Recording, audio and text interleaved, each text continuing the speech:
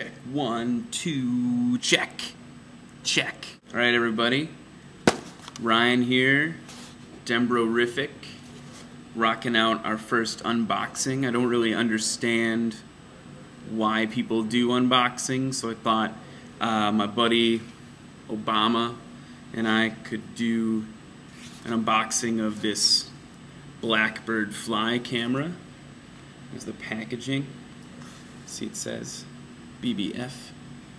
Wow. Just open it up. There's some sort of more Japanese stuff. And a manual. Very good. Blackbird fly. Glad that's in English. Ooh. Here we go.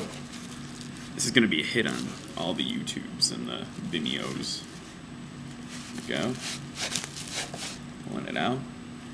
Box is empty. Comes in this nice plastic dome. You can see the blackbirds. Baka, baka. Not exactly sure.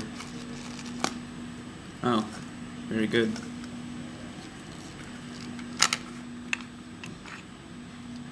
Well, that just secures the camera. How do I open it?